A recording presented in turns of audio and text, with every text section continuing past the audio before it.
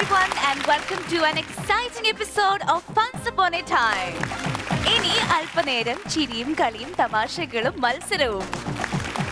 നമ്മുടെ ഈ ഒരു ചിരി അംഗം ഇങ്ങനെ തുടർന്നുകൊണ്ടിരിക്കുമ്പോൾ നമ്മുടെ ചിരി ചേകവരെ വേദിയിലേക്ക് ക്ഷണിച്ചാലോ? നമ്മുടെ സ്വന്തം രമേശ് ചേട്ടൻ. Let's welcome Ramesh Pishardi onto the stage.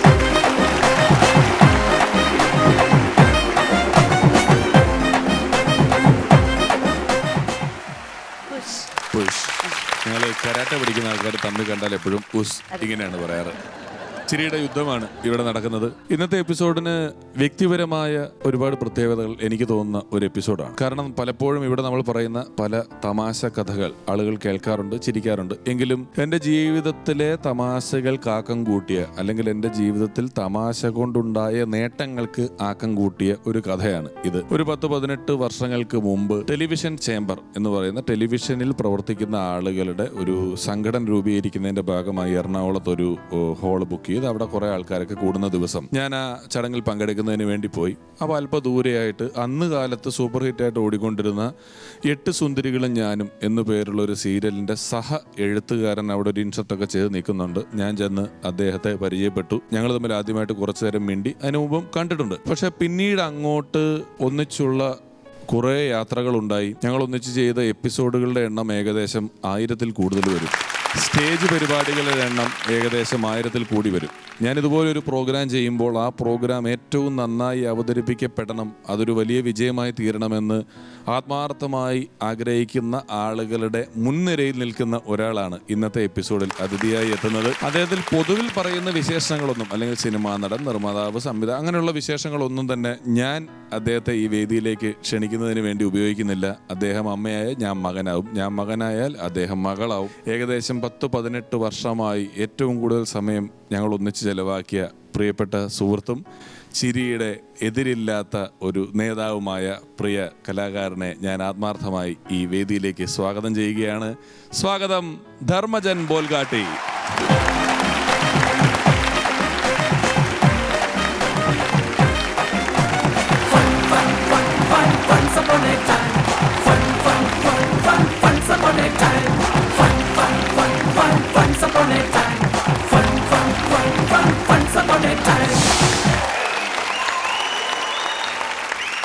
Welcome. Thank you. ശരിക്കും എനിക്ക് തോന്നുന്നു നമ്മുടെ ഫൺസ് അപ്പോൺ എ ടൈമിലെ മച്ച് അവൈറ്റഡ് ഗസ്റ്റ് ആണ് ഇവിടെ വന്നിരിക്കുന്നത്. അതെ, അതേ എത്തുമ്പോഴത്തേക്ക് ഫൺസ് അപ്പോൺ എ ടൈമിന് ഷഷ്ടിപൂർത്തി ആവാറായി. പക്ഷെ ഒരു കാര്യമുണ്ട്, ഷഷ്ടിപൂർത്തി ആകാറായെങ്കിൽ കൂടി നമ്മുടെ എപ്പിസോഡിലെ പല സമയങ്ങളിൽ ചേട്ടന്റെ ഒരു പ്രസൻസ് ഇവിടെ ഫീൽ ചെയ്തിട്ടുണ്ട്. എന്റെ കഥകളൊക്കെ എന്നോടും ആൾക്കാർ ചോദിക്കാൻ തുടങ്ങി, എന്താണ് പിഷാരുടെ ഒരു പരിപാടി തുടങ്ങിയിട്ട് ചെല്ലാത്ത, യൂട്യൂബിലൊക്കെ ആണെങ്കിലും കമന്റ്സ് ഒരുപാട്. ധർമ്മജൻ ചേട്ടനെ കൊണ്ടുവരണം, അദ്ദേഹം എവിടെയെന്നൊക്കെ ഒരുപാട് പേര് അന്വേഷിക്കുന്നുണ്ടായിരുന്നു. ധർമ്മന് ഞാനും സ്ക്രീനിൽ വരുന്നതിനേക്കാൾ കൂടുതലായിരുന്നു പിന്നണിയിൽ പ്രവർത്തിച്ചത്. സ്റ്റേജിലുണ്ടായിരുന്നെങ്കിൽ ഞങ്ങൾ രണ്ടുപേരും എഴുത്തുകാരായിരുന്നു. ഞങ്ങൾ എഴുതി കൊടുത്ത് മറ്റുള്ളവർ പെർഫോം ചെയ്യുക, അല്ലെങ്കിൽ ഞങ്ങൾ കോമഡിയുടെ ഒരു സപ്ലയേഴ്സ് ആയിരുന്നു. പിന്നീടാണ് ഞങ്ങൾക്ക് മുന്നിലേക്ക് വരാൻ പറ്റിയത്. പിന്നെ സ്വന്തമായിട്ടൊരു സീരിയലിന് പൂർണ്ണമായിട്ട് തിരക്കഥ എഴുതിയിട്ടുണ്ട്. ചില സീരിയലുകളുടെ സഹ എഴുത്തുകാരനായിട്ട് മാറിയിട്ടുണ്ട്. പിന്നെ ഓൺ സ്ക്രീൻ വന്നേ പിന്നെ പേന തൊട്ടിട്ടില്ല. എളുപ്പപ്പണിയാണല്ലോ. എളുപ്പപ്പണി കിട്ടിക്കഴിഞ്ഞാൽ പിന്നെ വലിയ പാടുപെട്ടുള്ള പണിയിലേക്ക് പോയിട്ടില്ല എന്നുള്ളതാണ്. ഞങ്ങൾ പണ്ട് ഷൂട്ടിംഗ് നടക്കുമ്പോൾ ഞങ്ങൾ തുടങ്ങുന്നതിന് മുമ്പ് അല്ലെ സ്റ്റേജിലൊക്കെ ചെന്നിട്ട് ലൈവായിട്ട് കളിക്കുന്ന പ്രോഗ്രാമുകൾ സ്റ്റേജിന്റെ ബാക്കിൽ നമുക്ക് ഇത് പറയാം, അപ്പം ഞാൻ ഇത് പറയും, നീ ഇത് പറയൂ എന്നൊക്കെ പറഞ്ഞ് പ്ലാൻ ചെയ്യും. അപ്പോൾ ഇവൻ ചില തമാശകൾ എടുത്ത് വെച്ചാൽ ഇത് വേണ്ട, ഈ തമാശ കൊള്ളൂല. ഞാൻ പറയുന്നത് നല്ല തമാശയാണ്, വേണ്ട, ഇത് നമ്മുടെ എപ്പിസോഡിൽ ഈ സാധനം പറയണ്ട. ശരിയാവും പറഞ്ഞല്ലേ എന്ന് പറഞ്ഞ് ഞാൻ പറയാതിരിക്കും. ഷോ തുടങ്ങി പകുതി എത്തുമ്പോൾ ഇവൻ ഇത് ഒറ്റ പറച്ചിൽ പറയും, എന്നോട് പറയണ്ടെന്ന് പറഞ്ഞു. അപ്പൊ ഇവൻ ഇത് പറയുന്ന കേൾക്കുമ്പോൾ ഇവന്റെ ഈ അവസ്ഥ ഓർത്തിട്ട് ഞാൻ ചിരിക്കും. എന്നിട്ട് 1-2 പേര് പറയണേ, ധർമ്മജന്റെ തമാശ കേട്ട് പിഷാരടി ചിരിച്ചല്ലോ എന്ന് പറയേണ്ട അവസ്ഥ ഉണ്ടായിട്ടുണ്ട്. ഒരു അവാർഡ് നൈറ്റിന്റെ ബാക്കിൽ ഞാൻ ഇപ്പോഴും ഓർക്കുന്നുണ്ട്. ഞങ്ങൾ ഇങ്ങനെ അവാർഡ് നൈറ്റ് തുടങ്ങുന്നതിന് മുമ്പ് അവിടെ ഒരു 50ഓളം ഫലകങ്ങൾ വെച്ചിട്ടുണ്ട്, പലർക്കായിട്ട് കിട്ടിയത് കൊടുക്കുന്നതിന് വേണ്ടിയിട്ട്. അപ്പൊ ഞാനും ധർമ്മൻ ഇങ്ങനെ പറയും, നമുക്ക് എന്തെങ്കിലും ഇത് കിട്ടുവാടാ, എന്തെങ്കിലും ഒരു ദിവസം ഇതുപോലത്തെ ഒരു അവാർഡ് നമുക്ക് മേടിക്കാൻ പറ്റുമോ എന്നൊക്കെ ഞങ്ങൾ ചിന്തിച്ചിട്ടുണ്ട്. അത് കഴിഞ്ഞ് കുറച്ച് ദിവസം കഴിഞ്ഞ് ഞാൻ പോയപ്പം ധർമ്മന്റെ വീട്ടിൽ പോയപ്പോൾ അതിലൊരെണ്ണം ധർമ്മന്റെ വീട്ടിൽ ഇരിക്കുന്നു. ഞാൻ ചോദിച്ചപ്പോ നിനക്ക് ഇത് എപ്പോ കിട്ടിയെന്ന് ചോദിച്ചപ്പോഴേ നീ അന്ന് കിട്ടുമെന്ന് ചോദിച്ചപ്പോ തന്നെ എനിക്കൊരു സംശയം ഉണ്ടായിരുന്നു, നമുക്ക് കിട്ടുന്നോണ്ട് ഞാൻ ഒരെണ്ണം എടുത്തോണ്ട് പോകുന്നു. അവിടുന്ന് വരണ്ടേ ബാക്കി വന്നവരുടെ അടുത്തുണ്ട് അതെങ്ങനെ അവാർഡ് ബാക്കി വരുന്നത്? എണ്ണിയല്ലേ ഇത് കൊടുക്കാൻ വെച്ചേക്കുന്നത്? മേടിക്കാൻ വരാത്ത ആൾക്കാരുണ്ടാവുമല്ലോ, അപ്പൊ അവിടെ മൂലക്കിരിക്കണ കണ്ടു, നമ്മളവിടെ വെറുതെ സോ സിമ്പിൾ. ഒരു അവാർഡ് സുഖമായിട്ട് എടുത്തോണ്ട് പോയിട്ടുള്ള ഒരാളാണ് ധർമ്മൻ. അതിനുശേഷം ഒരുപാട് അവാർഡുകൾ ഞാനും പിഷാരടിയും വാങ്ങിച്ചിട്ടുണ്ട് സ്റ്റേജിൽ. എന്നോട് പലരും ചോദിച്ചിട്ടുണ്ട് എന്തുകൊണ്ടാണ് നിങ്ങൾ ജീവിതത്തിൽ ഇതുവരെ വഴക്കിട്ടിട്ടില്ലാത്തതെന്ന് ചോദിച്ചു. ഞാൻ ചോദിക്കാൻ വരുമായിരുന്നു. ഞാൻ പറഞ്ഞ ഒരു പ്രധാനപ്പെട്ട ഒരുപാട് വഴക്കുകളുടെ പ്രധാനപ്പെട്ട ഒരു കാര്യം എന്ന് പറയുന്നത് സാമ്പത്തികമാണ്. പൈസ കടം മേടിച്ചു കൊടുത്തില്ല, അങ്ങനെ പല രീതിയിലൊക്കെ വഴക്കുണ്ടാകും. അപ്പൊ ഞാനും ഇവനും കൂടെ എന്നാണെങ്കിലും ഒരു 90% സന്ദർഭങ്ങളിലും പൈസ കണക്ക് കറക്റ്റ് ആയിരിക്കും. നമ്മൾ ചായ കുടിക്കുന്ന പൈസയൊക്കെ ഒരാൾ കൊടുക്കുന്നുള്ളത് മാറ്റി നിർത്തി കഴിഞ്ഞാൽ പൈസ കൃത്യമായിരിക്കും. അങ്ങോട്ടും ഇങ്ങോട്ടും ആ കാര്യങ്ങളിൽ ആദ്യം തൊട്ടേ കണക്ക് പറഞ്ഞ് ഞങ്ങൾ തമ്മിൽ ചെയ്യാറുണ്ട്. ഇന്നത്തെ എപ്പിസോഡിന്റെ പ്രത്യേകത എന്ന് വെച്ചാൽ ഇന്നത്തെ എപ്പിസോഡ് ഫ്രീ ആണ്. അതെ. അല്ല, അപ്പൊ ഫ്രീ ആണെന്ന് അറിഞ്ഞതിനെ പറ്റി എന്താ ധർമ്മൻ ചേട്ടൻ പറയാനുള്ളത്? ഒരുപാട് തമാശയൊക്കെ പറയണമെന്ന് കരുതിയാണ് വന്നത്, പക്ഷെ ഫ്രീ ആണ് എന്നറിഞ്ഞത് ഇപ്പോഴാണ്. അതുകൊണ്ട് വലുതായിട്ടൊന്നും പറയുന്നില്ല, ഞാൻ അവിടെ പോയി ഇരിക്കാൻ പോവാ.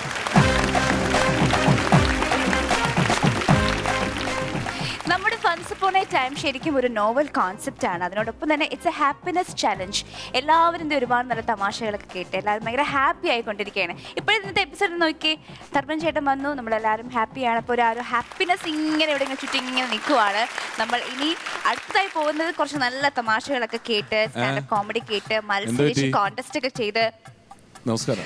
നമസ്കാരം. നമസ്കാരം. നമസ്കാരം. നമസ്കാരം. ഞാൻ പുതിയൊരാളായി മാറി ഇപ്പോൾ. ആണോ? ഞാൻ എൻ്റെ ഒരുപാട് പ്രശ്നങ്ങളുണ്ടായിരുന്നു എനിക്കിപ്പോൾ. കാരണം പിഷുവിന് തന്നെ അറിയാമല്ലോ, എപ്പോൾ നോക്കിയാലും ഈ ഫ്ലോറിൽ വന്നിട്ട് ദേഷ്യവും ഒരുപാട് ക്രൂരത ഞാൻ പിഷാരനോടും ഈ കൊച്ചിനോടൊക്കെ ഞാൻ ചെയ്തിട്ടുണ്ടല്ലോ. ഇവിടെ വന്നിട്ട് ഞാൻ ഒരുപാട് നിങ്ങളൊക്കെ ചീത്തയൊക്കെ പറഞ്ഞിട്ടുണ്ട്. അതൊക്കെ ഞാൻ ഇന്ന് ഒഴിവാക്കി. എന്നുവെച്ചാൽ എന്നിൽ നിങ്ങളുടെ മാറി തുടങ്ങി. Very good, very good. ഞാൻ ഒരു സൈക്കാട്രിസ്റ്റിനെ പോയി കണ്ട്. അസുഖമല്ലോ ഉണ്ടായിരുന്നോ? അല്ല, അസുഖമൊന്നുമില്ല, ഒരു കൗൺസിലിംഗ് നടത്തി. കാരണം എന്നിൽ ഒരുപാട് പ്രശ്നങ്ങളുണ്ടെന്ന് ഡോക്ടർ പറഞ്ഞപ്പോൾ എനിക്ക് മനസ്സിലായത്. ശരിക്കും പറഞ്ഞ ഞാനായിരുന്നു ഇതിൽ ഏറ്റവും വലിയ പ്രശ്നക്കാരൻ. അത് ഡോക്ടർ പറഞ്ഞപ്പോൾ എനിക്ക് മനസ്സിലായത് ശരിക്കും നിങ്ങൾ രണ്ടുപേരും നിഷ്കളങ്കരാണ്, പഞ്ചപാവങ്ങളാണ്, നന്മയുള്ളവരാണ്, സഹജീവികളോട് സ്നേഹമുള്ളവരാണ്, ദീനാനുകമ്പയുള്ളവരാണ്, മറ്റുള്ളവരെ ഹെൽപ്പ് ചെയ്യുന്നവരാണ്, മനുഷ്യത്വമുള്ളവരാണ്, ആരെയും ഉപദ്രവിക്കത്തൊന്നുമില്ല. മതി മതി മതി. ഇനി അതുമ്മ കയറി കിടന്ന് തൂങ്ങിയിട്ട് ഗാന്ധിജി ഒന്നും വന്നിക്കണ്ട, അത് പറഞ്ഞെന്നുള്ളൂ. പിന്നെ എൻ്റെ ഈ പ്രശ്നങ്ങളെല്ലാം ഒഴിവാക്കി തന്നത് ഡോക്ടർ സിജു ആണ്. സിജുവിന്റെ അടുത്താണ് പോയത്? സിജുവിന്റെ അടുത്ത് പോയത്. സിജുവിന്റെ അടുത്ത് പോകേണ്ട കാര്യം തിരിക്കണ്. പിഷാരുടെ ഒരു സുഹൃത്തുണ്ടല്ലോ, പ്രദീപ് എന്ന് പറഞ്ഞിട്ട് ഡോക്ടർ. പിഷാരുടെ പ്രദീപിന്റെ അടുത്ത് ഞാൻ പോയിരുന്നു. പിഷാരുടെ അതേ സ്വഭാവമാണ് ഈ പ്രദീപിനും. എന്നെ അവിടെ കൊണ്ടുപോയിട്ട് എന്നെ ഹിപ്നോട്ടിസം ചെയ്ത് എന്നെ അവിടെ മയക്കി കിടത്തി. എൻ്റെ 4 പവന്റെ മാലയും 2000 രൂപയും അവൻ അടിച്ചാണ് കൊണ്ടുപോയി. ഇവനെ പോലീസ് പിടിച്ചു. പ്രദീപിനെ പോലീസ് പിടിച്ചാ? ഞാൻ അറിഞ്ഞു. അപ്പൊ എന്റെ മാല കെട്ടിട്ടായിരിക്കുള്ളൂ. അല്ലല്ല, മുക്കുവണ്ടം പണയം വെച്ച കേസിൽ പിടിച്ചു വെച്ചേക്ക്. അതാണ് മാല 4 പവൻ. പിന്നെ ഈ സിജുവും, ഞാൻ ഇപ്പൊ കണ്ട സിജുവും എന്റെ ഭാര്യയും ഒരേ സ്വഭാവക്കാരാണ്. അവര് എന്താ? എന്നെ കണ്ട നിമിഷം തന്നെ അവൻ എന്റെ എല്ലാ കുറ്റം ഒറ്റയടിക്കാണ് പറഞ്ഞു തീർത്തത്.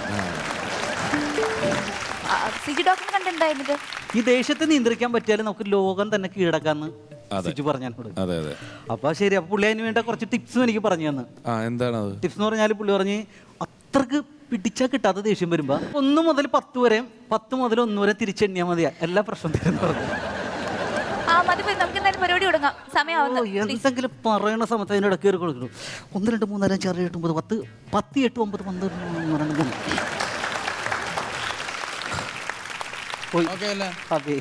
എപ്പോഴാണ് സാധാരണഗതിയിൽ ചേട്ടന് ദേഷ്യം വരാറ്?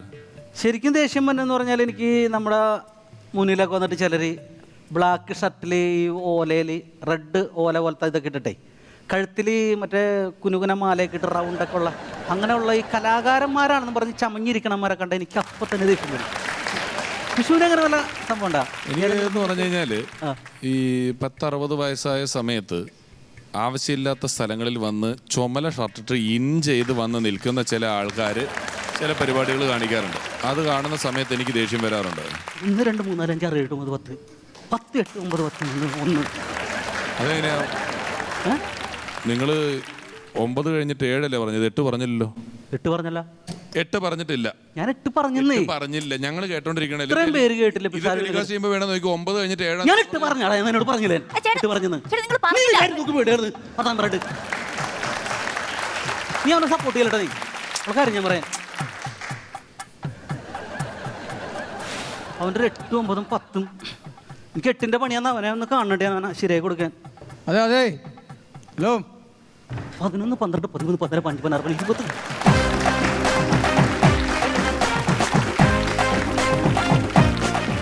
Okay, and now let's begin our fun stand-up comedy ride. ഇന്നത്തെ contestants-നെ welcome ചെയ്യുകയാണ്. We have Anish Armanganam and Lalvi. Once upon a time. Once upon a time. Once upon a time. Once upon a time.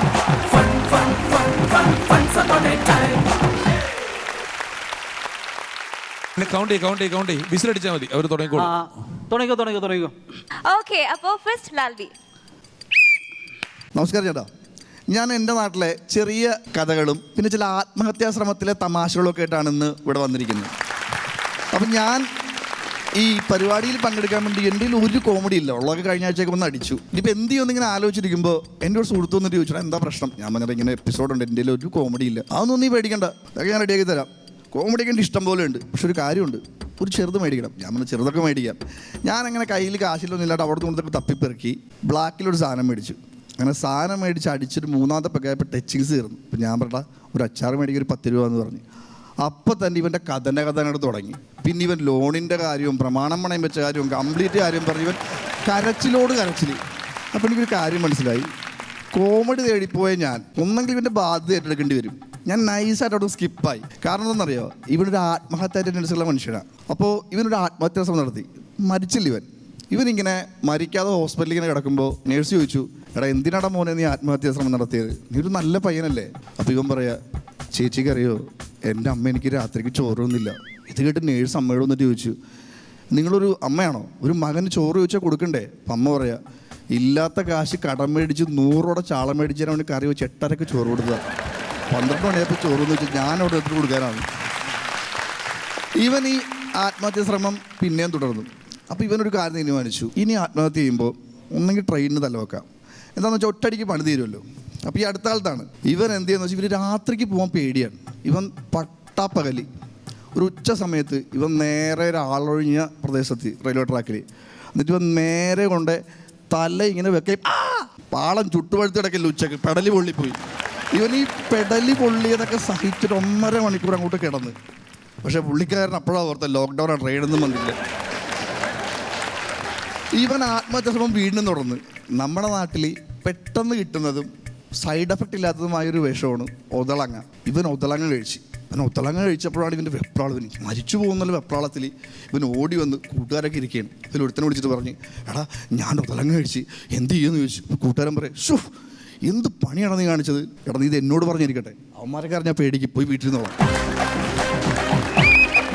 Okay, time is over and now Anish. ഞാൻ കഴിഞ്ഞ പ്രാവശ്യം വന്നപ്പോൾ ഒരു കൂട്ടുകാരൻ്റെ കഥയാണ് പറഞ്ഞിരുന്നത്. ഇപ്രാവശ്യം അവൻ തന്നെ പറഞ്ഞു കഴിഞ്ഞാൽ ആൾക്കാരുടെ തെരുവിൽ വീണ്ടും കേൾക്കാനുള്ള സാധ്യത ഉള്ളതുകൊണ്ട് അവൻ്റെ വകയിലൊരു അമ്മാവനും ആ അമ്മാവൻ്റെ ഒരു അനന്തരവൻ്റെ കഥയാണ് പറയുന്നത്. ഈ അമ്മാവനെ കുറിച്ച് പറയുകയാണെങ്കിൽ അങ്ങനെ എപ്പോഴും വെള്ളം അടിക്കുന്ന ഒരു ടീമാണ്. അപ്പോൾ എന്തെങ്കിലും ചോദിച്ചു കഴിഞ്ഞാൽ വെള്ളം അടിച്ചിട്ടുണ്ടെങ്കിൽ ഗുഡ് എന്ന് പറഞ്ഞിട്ടേ തുടങ്ങത്തുള്ളൂ. അത് എന്ത് വിഷയമാണെങ്കിലും. പുള്ളി ഒരു പ്രാവശ്യം ഇങ്ങനെ നിൽക്കുന്ന സമയത്ത് വേറെ ആൾ പറഞ്ഞു, ചേട്ടാ നമ്മുടെ വടക്കേലെ ജാനുവച്ചിയുടെ മോള് മരിച്ചു. ഗുഡ്, എന്തിനാ മോളോ മരിച്ച്? ഈ ഒരു ലൈനിൽ നിൽക്കുന്ന ആളാണ്. ഈ സംഭവം നടക്കുന്നത് ഒരു മാസം മുമ്പാണ്. അമ്മാവനും അനന്തരവനും കൂടെ വെള്ളമടിക്കാതിരിക്കുക. അപ്പോൾ സീനെന്ന് പറയുന്നത് അനന്തരവൻ്റെ ലൈന് പൊട്ടിയിരിക്കുകയാണ്. അപ്പോൾ അതിൻ്റെ സങ്കടത്തിലിരിക്കുക. ഓൾമോസ്റ്റ് ഒരു ഫുള്ള് കുപ്പി തീരാറായി. മാമ പോയി, മാമ ഏതാ നീ ഒരു കാര്യം മനസ്സിലാക്കണം, പെൺപിള്ളേരാകുമ്പോൾ പോവും. ഇടയ്ക്ക് ആദ്യട്ടത് പോയി കഴിഞ്ഞാൽ കമ്മലിട്ട സാധനത്തിൽ കിട്ടുന്ന എനിക്ക് തന്നെ വേണം മാമൻ പറയും. ഭയങ്കര സീനാണ്. സാധനം തീരാറായി. മാമ നീ ഒരു കാര്യം ചെയ്യും, നീ ഒരു 2 അടിക്ക്, അപ്പം സംഭവം ശരിയാവും. ഇല്ല മാമ ഞാൻ നിർത്താം, വെള്ളമടി നിർത്താണ്. ഗുഡ്, അതാണ് വെള്ളമടി നിർത്തണം. ഞാൻ നിനക്ക് നല്ല ടിപ്സ് പറഞ്ഞുതരാന്ന് പറഞ്ഞു. മാമൻ ടിപ്സ് പറഞ്ഞു കൊടുക്കാൻ പോവാ. ഒന്നാമത്തെ കാര്യം, നമ്മൾ നാളത്തേക്ക് കരുതി വെക്കുന്നത് നിർത്തുക. 2ാമത്തെ കാര്യം എന്ന് പറയുന്നത്, പെഗ്ഗൊക്കെ തീർന്നല്ലോ, ഒരു നിമിഷം, വീണ്ടും അമ്മ എടുത്തിട്ട് ലാസ്റ്റ് സാധനം കൂടി അടിച്ച്. 2ാമത്തെ കാര്യം എന്ന് പറയുന്നത് അളവ് കുറയ്ക്കുക. കുടിക്കുന്നതിൻ്റെ അളവ് കുറച്ചിട്ട് മാമന് വയ്ക്കുക. ഗുഡ് മാമ, മൂന്നാമത്തെ കാര്യം പറയാം. മൂന്നാമത്തെ കാര്യം എന്ന് പറയുന്നത് സാധനം തീർന്നിട്ട് അവർ ഫുൾ മേടിച്ച് തീർന്നു. മൂന്നാമത്തെ കാര്യം എന്ന് പറയുന്നത് നമുക്ക് ബാറിൽ പോയി ഇരുന്നിട്ട് സാധനം എടുത്തിരുന്നു. അവിടെ നിന്ന് പറഞ്ഞ മൂന്നാമത്തെ കാര്യം. നാട്ടിലെ രണ്ട് കൂട്ടുകാരെ ഡോക്ടറെ കാണാൻ പോയി. ഇപ്പോൾ ഡോക്ടറെ കാണാൻ പോയി കഴിഞ്ഞപ്പോൾ ഭയങ്കര തിരക്ക്. ഇവന്മാർ ഡോക്ടറിൻ്റെ വാതിക്കൽ നിൽക്കുക. ഈ കൂട്ടുകാരൻ പറയണേ, എടാ എങ്ങനെ നമ്മൾ കാണും, ഡോക്ടറെ എങ്ങനെ കാണും? അപ്പം ഇവൻ പറയാ, എടാ ഡോക്ടറെ പേര് അറിയാൻ നമുക്ക് വിളിച്ചു ചോദിക്കാം. എടാ പൊട്ടാ, ഡോക്ടറെ പേരല്ലേ എഴുതി വെച്ചിരിക്കുന്നത്? എന്ത് ഡോക്ടർ അയ്യൻ? എടാ അത് ഡോക്ടർ അയ്യണെന്നല്ല, ഡോക്ടർ ഇൻ ഔട്ട് എന്ന് എഴുതി വെച്ചിരിക്കുന്നത്. അയാൾ അകത്തുണ്ടെന്ന് കേട്ടാൽ അയാൾ തലക്കെട്ടിരിക്കുന്നത്. ഈ ഒരു മലയാളത്തെ സ്നേഹിക്കുന്ന ഒരു പുള്ളിക്കാരനുണ്ട്. അപ്പോൾ ഇതേ മാഷ് ഇയാൾ മലയാളം മാത്രം സംസാരിക്കുള്ളൂ. ഇയാളുടെ ക്ലാസ്സിൽ ഇംഗ്ലീഷ് എന്ന് പറഞ്ഞ അയാൾക്ക് ഭ്രാന്ത് പിടിക്കും. അപ്പോൾ ഈ പുള്ളിക്കാരൻ ഈ കഥ ദുബായിൽ നടക്കുന്നത്. അപ്പോൾ ദുബായിൽ ജോലി കിട്ടി പുള്ളിക്ക്. അപ്പോൾ പുള്ളി എന്ന് പറഞ്ഞാൽ ഭയങ്കര സ്ട്രിക്റ്റാണ്, കല്യാണത്തിനോട് ചിരിച്ചിട്ടില്ല പുള്ളി. അപ്പോൾ ഈ പുള്ളിക്കാരൻ ദുബായിൽ ക്ലാസ് എടുത്തുകൊണ്ടിരിക്കുമ്പോഴേ, അന്ന് 5ാം ക്ലാസ്സിലെ കുട്ടികൾക്കായിട്ട് പുള്ളി ക്ലാസ് എടുക്കുന്നത്. അവിടുത്തെ കുട്ടികൾക്ക് എന്തോ പ്രാക്ടീസിനായിട്ട് ഒരു ബ്ലൂടൂത്ത് സ്പീക്കർ കൊണ്ടുവന്നു. അപ്പോൾ ഈ സാർ അങ്ങോട്ട് തിരിഞ്ഞ് എഴുതിക്കൊണ്ടിരിക്കുക ഇങ്ങനെ. അപ്പോൾ ഈ കുട്ടിയുടെ കയ്യിൽ നിന്ന് അറിയാണ്ട് ബ്ലൂടൂത്ത് സ്പീക്കർ ഓണായി. ഇപ്പോൾ ശബ്ദം വരുമല്ലോ, ബ്ലൂടൂത്ത് ഡിവൈസ് ഈസ് ഓൺ. പുള്ളി തിരിഞ്ഞു വരുമ്പോൾ കുട്ടികളൊക്കെ പേടിച്ചിരിക്കുക. പുള്ളി ചോദിക്കുകയാണേ, ആരാണ് മലയാളം ക്ലാസ്സിൽ ഇംഗ്ലീഷ് പറഞ്ഞത്? ചേട്ടാ, നമ്മുടെ നാട്ടിൽ ഈ കല്യാണം പരിപാടിയൊക്കെ വരുമ്പോഴല്ലേ പാചകക്കാർ വരുന്നത്. പാചകക്കാർ വരുന്നതോടുകൂടെയാണ് നമ്മുടെ കല്യാണ വീട്ടിൽ ഉണർവുണ്ടാകുന്നത്. ഇവിടെ വന്നാൽ തന്നെ ആ സവാള വിളിക്കാൻ 4 പെണ്ണുങ്ങൾ ഇങ്ങോട്ട് വന്നേ, പിന്നെ ചെമ്പെടുത്തിന് വേഗം വാചേട്ടാ, വെള്ളത്തിന് ആളവിടെ എന്നൊക്കെ പറഞ്ഞിട്ട് ഇങ്ങനെ തുടങ്ങും. അപ്പം ഞങ്ങളുടെ നാട്ടിലൊരു പാചകക്കാരൻ വന്നു. പുള്ളി ബിരിയാണി കേട്ടോ. അപ്പോൾ പുള്ളി വന്നപ്പോൾ തന്നെ ഭയങ്കര ഷോയാണ്. ഇതെടുക്കുന്നൊക്കെ പറയാം. അപ്പോൾ പുള്ളി, അപ്പോൾ നമ്മളെന്താ ഇവരെന്ത് ചോദിച്ചാലും നമ്മൾ കൊടുക്കും അല്ലേ? ഒരു കത്തി തന്നേ, അതൊരു തുണി താ എന്നൊക്കെ പറഞ്ഞ് നമ്മൾ കൊടുക്കുമല്ലോ. അപ്പോൾ ബിരിയാണിയുടെ ചെമ്പ് പൊട്ടിക്കാറായ സമയത്തെ ഈ പുള്ളിക്കാരൻ ആ ചേച്ചിയോട് ചോദിച്ചു, ചേച്ചി ഒരു സ്റ്റൂള് തരുമെന്ന് ചോദിച്ചു. അപ്പോൾ ആ ചേച്ചി അകത്തുള്ള തയ്ക്കുന്ന സ്റ്റൂൾ തുടച്ചാൽ കൊണ്ടുവന്ന് കൊടുത്തു. പുള്ളി സ്റ്റൂള് നേരെ തോളെ വെച്ചിട്ട് നടന്നങ്ങോട്ട് കൊണ്ട് അപ്പുറത്തെ മതിലിൻ്റെ അവിടെ വെച്ചിട്ട് ചാടി കയറി ഒറ്റ ഓടിക്കളഞ്ഞു. അപ്പോൾ ആൾക്കാർ നോക്കുമ്പോഴേ ബിരിയാണി ചെമ്പിൽ മൈദ കൊണ്ട് എഴുതിയിരിക്കുക, സോറി പൊട്ടിച്ചപ്പോൾ ബിരിയാണി വെള്ളം പോലെ കിടക്കുക.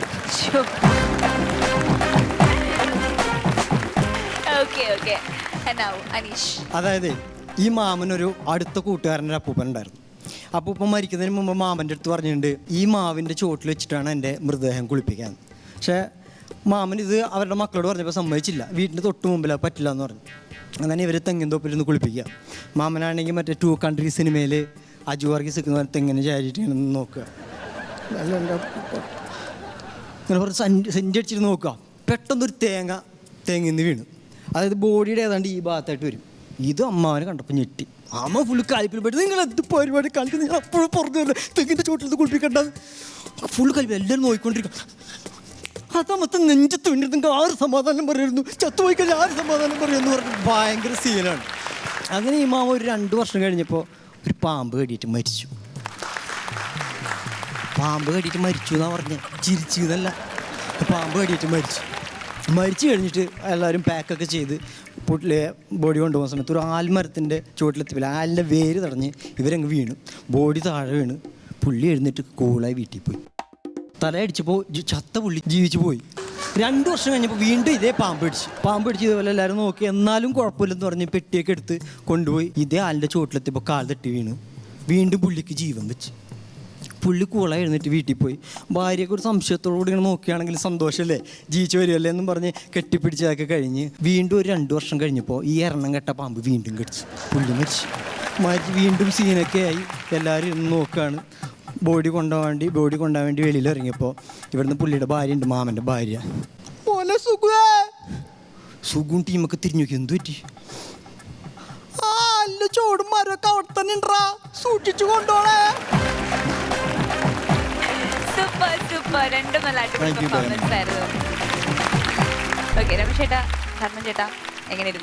രണ്ട് തരത്തിൽ രണ്ടുപേരുടെയും പ്രകടനങ്ങൾ നല്ലതായിരുന്നു. 2 തരത്തിൽ ആയിരുന്നു അത് നല്ലതായിരുന്നത്.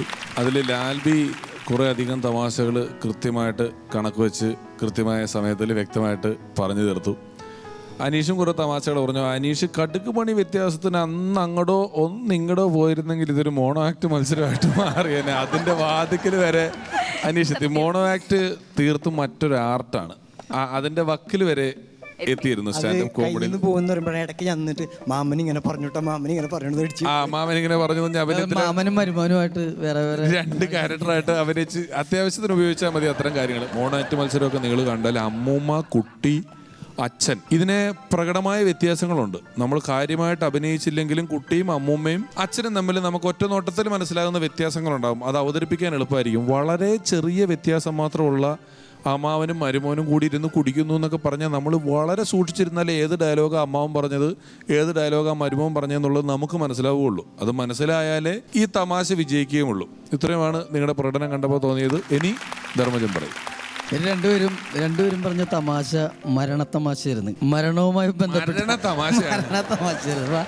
മരണവുമായി ബന്ധപ്പെട്ടിട്ടാണ് രണ്ടുപേരും കോമഡി പറഞ്ഞത്. എനിക്ക് ലാൽബി പറഞ്ഞൊരു കോമഡി ഭയങ്കരമായിട്ട് ഇഷ്ടമായി. ഒതളങ്ങ് കഴിച്ചിട്ട് കൂട്ടുകാരൻ്റെ അടുത്ത് എന്നിട്ട് പറഞ്ഞിട്ടേ, നീ എന്നോട് പറഞ്ഞു ഇനി അവന്മാരെ വെറുതെ പേടിപ്പിക്കരുതിട്ടാന്ന് പറഞ്ഞു.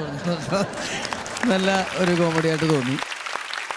എന്തായാലും രണ്ടുപേരും അവരവരുടെ രീതിയിൽ ചെയ്തു വെച്ചിട്ടുണ്ട്. ആരാണ് ഒന്നാം സ്ഥാനം രണ്ടാം സ്ഥാനം എന്നുള്ളതും കൂടി ഒന്ന് പറയൂ പ്ലീസ്. ഇന്ന് എനിക്ക് പ്രകടനം വെച്ച് തോന്നിയിട്ട് ലാൽബിയാണ് ഒന്നാം സ്ഥാനത്തെത്തിയിരിക്കുന്നത്. തൊട്ടുപുറകെ നമ്മുടെ സുഹൃത്തായിട്ടുള്ള അനീഷ് തൊട്ടുപുറകെ തന്നെ ഉണ്ട്. എങ്കിലും ഇന്നത്തെ ഒന്നാമൻ ലാൽബിയാണ്. Okay, so congratulations for RP Entertainments നൽകുന്ന ക്യാഷ് പ്രൈസ് കൊടുക്കാനായിട്ട് ഞാൻ രമേശ് ചേട്ടനെയും ധർമ്മജൻ ചേട്ടനെയും സ്റ്റേജിലേക്ക് ക്ഷണിക്കുന്നു പ്ലീസ്.